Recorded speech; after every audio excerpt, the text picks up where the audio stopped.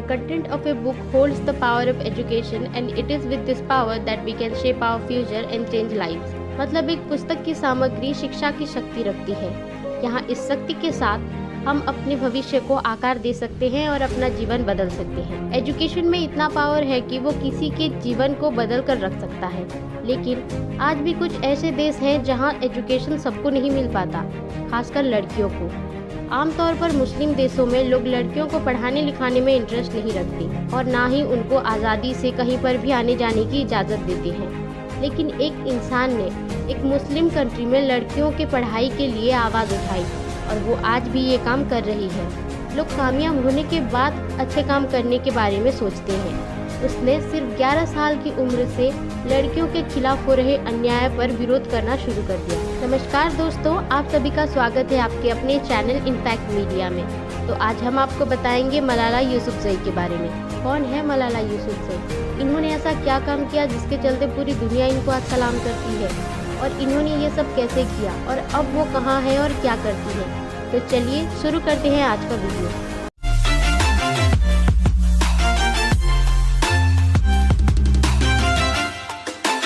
मलाला यूसुफजई का जन्म 12 जुलाई 1997 को पाकिस्तान के स्वाट जिले के मिंगोरा शहर में हुआ था। वो अपने माता पिता और 2 भाइयों के साथ रहती थी। मलाला का स्कूल मिंगोरा में ही था। साल 2009 मार्च के महीने में तालिबान, जो कि एक टेररिस्ट ग्रुप है, स्वाट घाटी पर कब्जा कर लिया और मिंगोरा समेत पूरे जिले को अपने कंट्रोल में ले लिया। तालिबान ने लड़कियों के पढ़ने लिखने पर आपत्ति लगाते हुए इस पर प्रतिबंध लगा दिया और साथ में उनका घूमना, रोड पर चलना, गीत गाना और सुनना, टीवी देखना, डांस करना और बाहर खेलने में भी पाबंदी लगा दी।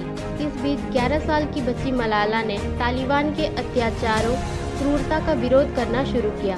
मलाला ने अपना नाम बदलकर गुल मकाई के नाम से स्वाट में हो रहे बीती बात एक डायरी में लिखकर बीबीसी उर्दू को बताया करती थी। बीबीसी उर्दू की मदद से पूरी दुनिया ने पाकिस्तान में लड़कियों के साथ हो रहे अत्याचारों को देखा। इस बीच 3 महीने के बाद पाकिस्तान आर्मी ने तालिबान को स्वाट से खदेड़ दिया और वहां पर फिर से सब कुछ नॉर्मल होने लगा और मलाला जैसी और भी लड़कियां स्कूल जाने लगी। इसके बाद भी मलाला ने लड़कियों के लिए हमेशा आवाज़ उठाया करती थी। मलाला ने एक बार अपनी डायरी में लिखा था, आज स्कूल का आखिरी दिन था, इसीलिए हमने मैदान पर कुछ ज़्यादा देर तक खेलने का फैसला किया। मेरा मानना है कि एक दिन स्कूल खुलेगा, लेकिन जाते समय मैंने स्कूल की इमारतों को ऐसे देखा जैसे मैं यहाँ फिर कभी नहीं आऊँगी। मलाला ने जब से डायरी लिखना शुरू किया था तब से उन्हें धमकियाँ मिलती थी। वो डरी डरी रहती थी क्योंकि अगर कभी तालिबानों ने उनके घर पर हमला कर दिया तो क्या होगा। आपके मन में बहुत सारे सवाल आ रहे होंगे कि मलाला को डायरी लिखने का इंस्पिरेशन कहाँ से मिला, उन्होंने कैसे लिखना शुरू किया और लिखने के बाद किसको फॉरवर्ड करती होंगी। तो चलिए इसके बारे में भी जान लेते हैं कि कौन थे वो जिन्होंने मलाला की मदद की। जब तालिबान ने मिंगोरा में कब्जा किया तब वहाँ पर फैक्स, इंटरनेट जैसी सुविधाएं ना के बराबर थी। बीबीसी उर्दू के पत्रकार अब्दुल हई काकड़ बताते हैं कि मलाला ने उस वक्त कैसे डायरी लिखना शुरू किया। अब्दुल के मुताबिक जब वो 2008 में पेशवार में बीबीसी उर्दू के लिए काम किया करते थे तब पाकिस्तान का प्यावली इलाका चरमपंथ से झूल रहा था और वहाँ धार्मिक नेता मौलाना फजलुल्लाह शरिया कानून लागू करवाने की मुहिम चला रहे थे। फजलुल्लाह शुरू से एक मौलवी था, आगे चलकर वो गैर इस्लामिक चीज़ों को विरोध करने लगा। इसके आगे अब्दुल बताते हैं कि तालिबान ने पूरे स्वाट डिस्ट्रिक्ट को अपने कंट्रोल में ले लिया था, बस कुछ गवर्नमेंट ऑफिस को छोड़कर। धीरे धीरे तालिबान ने लड़कियों की सारी गतिविधियों पर पाबंदी लगाना शुरू कर दिया, जिसमें लड़कियों की पढ़ाई प्रभावित हो रही थी। तालिबान ने टीवी देखने पर भी पाबंदी लगा दी थी, जिस वजह से मलाला को अपना फेवरेट इंडियन सीरियल राजा की आएगी बारात देखने को नहीं मिलती थी। अब्दुल स्वाट निवासियों के दुख, दर्द, अत्याचार को दुनिया के सामने लाना चाहते थे।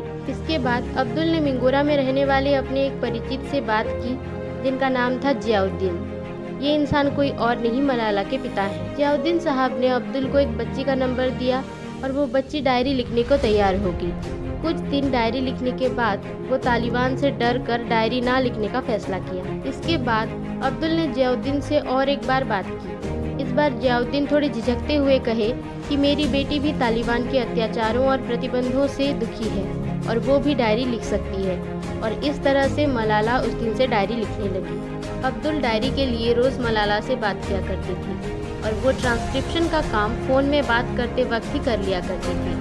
अब्दुल ने ही मलाला का नाम बदलकर गुल मकाई रख दिया था, जिसके बारे में मलाला को पहले खबर नहीं थी। अब्दुल डायरी को ट्रांसक्रिप्ट करके उसे BBC उर्दू में हर हफ्ते पब्लिश करती थी। इसके बाद डायरी वहां से BBC साउथ एशिया और रेडियो के लिए जारी होती थी। BBC उर्दू और मलाला ने एक बहादुरी वाला काम किया, जिसके चलते तालिबान के बारे में पूरी दुनिया को पता चला और इसके बाद स्वाट में पाकिस्तान आर्मी ने तालिबान को हराकर स्वाट को अपने कंट्रोल में ले लिया।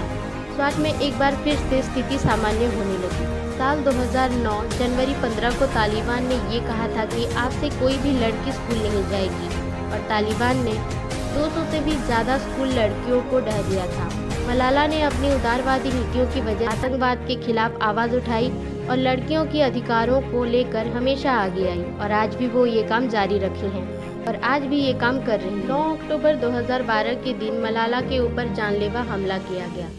उस दिन मलाला दोपहर स्कूल से घर आ रही थी और वो अपने 2 सहेलियों के साथ बस का इंतज़ार कर रही थी। इतने में वहाँ पर 2 लोग आए और उन्होंने पूछा कि मलाला कौन है और इसके साथ नॉनस्टॉप फायरिंग करने लगे, जिसकी वजह से मलाला और उसकी दोनों सहेलियां घायल हो गई। मलाला के सिर में गंभीर चोट आई थी और उसका बचना मुश्किल लग रहा था। मलाला को हेलीकॉप्टर के माध्यम से पेशवार स्थित आर्मी के हॉस्पिटल में लाया गया क्योंकि उसकी जान बचाने के लिए सर्जरी करना ज़रूरी था। इसी दौरान अस्पताल के बाहर मीडिया और कैमरामैन्स की भीड़ बढ़ने लगी। सारी दुनिया को जानना था कि मलाला की तबीयत कैसी है। इसी बीच सर्जरी में मदद करने के लिए बर्मिंघम से डॉक्टर्स की एक स्पेशल यूनिट पाकिस्तान आ गया और सर्जरी के बाद अच्छे इलाज के लिए मलाला को ब्रिटेन भेज दिया गया और तब से वो वहीं पर रहती हैं और अपनी आगे की पढ़ाई भी वहाँ कर रही हैं। बर्मिंघम एलिजाबेथ हॉस्पिटल में मलाला के सर के एक हिस्से पर टाइटेनियम की एक प्लेट लगाई गई है और सुनने का एक मशीन लगाया गया। मलाला की तबीयत में तेजी के साथ सुधार दर्ज किया गया और उसके बाद जो हुआ उसे पूरी दुनिया ने देखा। इसके बाद आत्मविश्वास से भरी मलाला ने अपनी लड़ाई को आगे बढ़ाने का फैसला किया और उन्होंने यूनाइटेड नेशन को संबोधित करके कहा, एक बच्चा, एक अध्यापक, एक किताब, एक पेन इस दुनिया को बदल सकते हैं। मलाला की हत्या की कोशिश करने वाले आतंकवादी को साल 2017 में अरेस्ट कर लिया गया था, लेकिन दुख की बात यह है कि वो फरार हो गए और उन्होंने एक बार मलाला को जान से मारने की धमकी ट्विटर पे दे दिया था। मलाला को अपने महान कामों के लिए बहुत सारे प्राइजेस और ऑनर से सम्मानित किया गया। साल 2009 में मलाला की डायरी की वजह से पूरे स्वाट डिस्ट्रिक्ट को आज़ाद कराया गया और लड़कियां फिर से स्कूल जाने लगी। इसी वजह से साल 2011 में मलाला को पाकिस्तान ने नेशनल यूथ पीस प्राइज़ दिया। साथ में पाकिस्तान के एक स्कूल के नाम को बदलकर Malala Yousafzai government girls secondary school कर दिया गया। देन मलाला का नाम इंटरनेशनल चाइल्ड पीस अवार्ड के लिए नॉमिनेट हुआ था। हालांकि उन्हें ये अवार्ड 2011 में नहीं मिल पाई, पर वो इसे 2013 में जीत गई। उसी साल मतलब 2013 में मलाला को बहुत सारे अवार्ड मिले, जैसे कि Mexico equality award, then human right award से यूनाइटेड नेशन ने उनको सम्मानित किया। बच्चों और युवाओं के दामन के खिलाफ और सभी को शिक्षा के अधिकार के लिए मलाला को कैलाश सत्यार्थी के साथ जॉइंटली शांति के लिए नोबेल प्राइज़ से सम्मानित किया गया।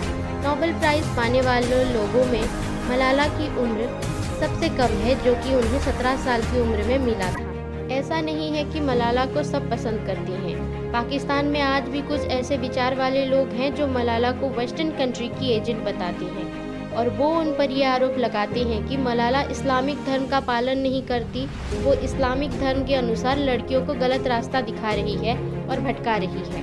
मलाला को लेकर पाकिस्तान के कुछ न्यूज़ चैनल का ये कहना था कि मलाला कोई खास लड़की नहीं है और उसमें ऐसा कोई बात नहीं जिसके लिए उसे नोबेल प्राइज़ मिलनी चाहिए।